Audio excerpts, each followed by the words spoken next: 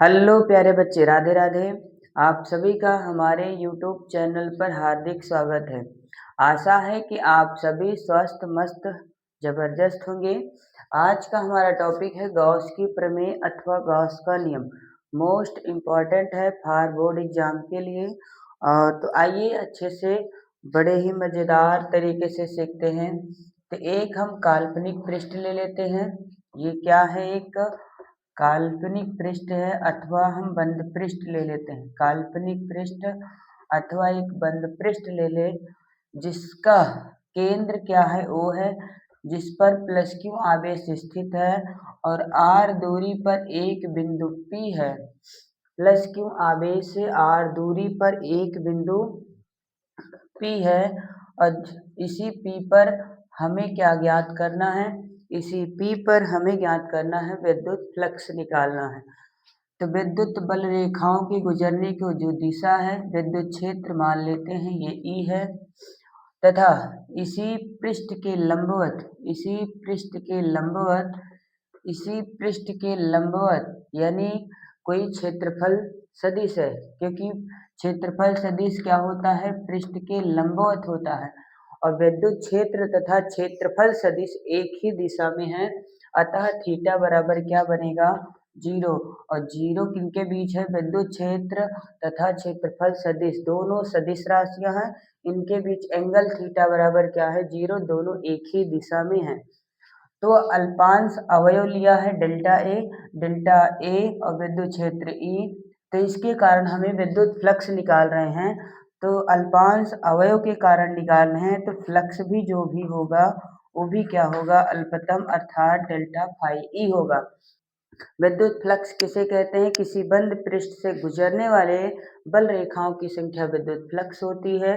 अर्थात इस बंद पृष्ठ से कितनी बल रेखाएं गुजर रही हैं, मान लेते हैं उसमें विद्युत क्षेत्र रेखाएं बहुत अल्प है, अल्पतम अवयव लिए हैं तो अल्पतम बल रेखाएं होंगी। तो डेल्टा फाई ई क्या होता है?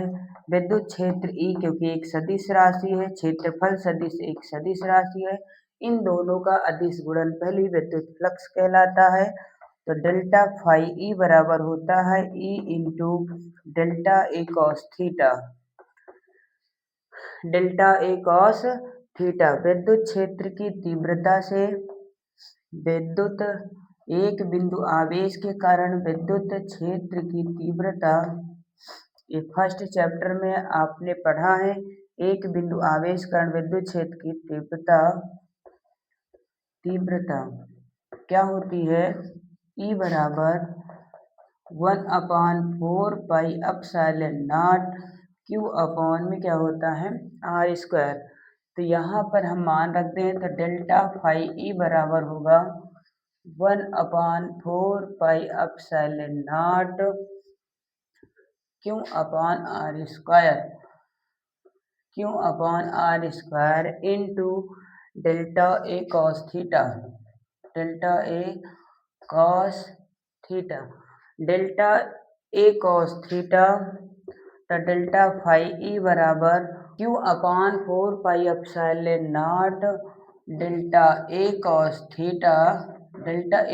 Theta upon R square. तो हम संपूर्ण पृष्ठ से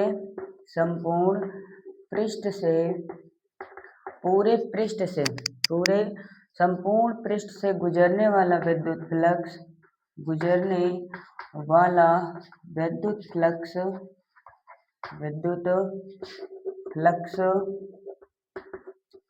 समाकलन होगा डेल्टा फाई ई। इसका समाकलन कॉमन कर लें, Q upon 4 pi epsilon not समाकलन होने वाला है यहाँ पर delta A cos theta upon में आर स्क्वायर। डेल्टा ए क्षेत्रफल सदिश अर्थात डेल्टा ए, इसका पूरे का समाकलन पृष्ठ के लिए करेंगे। थीटा बराबर 0, cos 0 अंश का मान 1 होता है। थीटा बराबर 0 तो cos 0 अंश का मान 1। तो समाकलन क्षेत्रफल सदिश का पूरे पृष्ठ के लिए तो एक परिधि बनेगा जिसका समाकलन क्या आता है? 4 पाई आर स्क्वायर, क्योंकि गोले का पृष्ठीय समाकलन क्या होता है? 4 पाई आर स्क्वायर। तो यहाँ से क्षेत्रफल सदिश का जो समाकलन होगा वो क्या आएगा? 4 पाई आर स्क्वायर।